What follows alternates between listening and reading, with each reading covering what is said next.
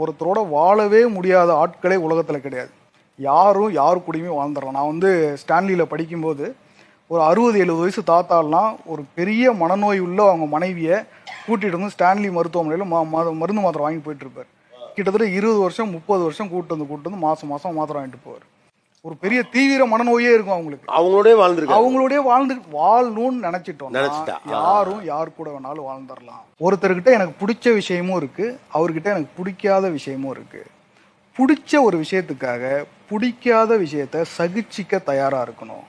அந்த பிடிக்காத விஷயத்த அவங்க மாத்தணும்னு டிமாண்ட் பண்ணக்கூடாது. அதை நீ ஏத்துக்க தயாரா இருக்கணும். ஏன் நான் ஏத்துக்கணும்னா அவங்க மேல உள்ள அன்புனால நீ ஏத்துக்க தயாரா இருக்கணும். அது ஒரு எக்ஸ்ட்ரீமா இருந்தா, இப்போ ஒரு பிடித்த விஷயம் எனக்கு வேணும்னா அவர் ஏன்னா ஒரு முழு பெர்ஃபெக்டான ஆள் கிடையாது. அப்ப சின்ன சின்ன பிடிக்காத விஷயங்களை பொறுத்துக்கலாம். ஆனா எக்ஸ்ட்ரீம்லி ஒரு தவறான ஆளா இருந்தாலும் அப்படி வாழ முடியுமா என்ன? டீவியேஷன்றது எப்பயுமே எக்ஸம்ஷன் தான் சார். அது வந்து காமன் கிடையாது. எங்கேயாவது சில இடங்கள்ல ஒரு பயங்கரமான ஒரு டீவியேஷன் இருக்கலாம், ரொம்ப மோசமா, அதை ஒதுக்கிடலாம். மற்றபடி உங்களுக்கு பிடித்த ஒன்று இருக்குன்னா ஒரு பிடிக்காத ஒன்றும் சேர்ந்துதான் இருக்கும். அப்படிதான் இருக்கும். கண்டிப்பா சேர்ந்துதான் இருக்கும். உனக்கு முழுக்க பிடிச்ச மாதிரியே ஒருத்தர் இருக்கணும்னு அவசியம் கிடையாது, இருக்கவும் முடியாது.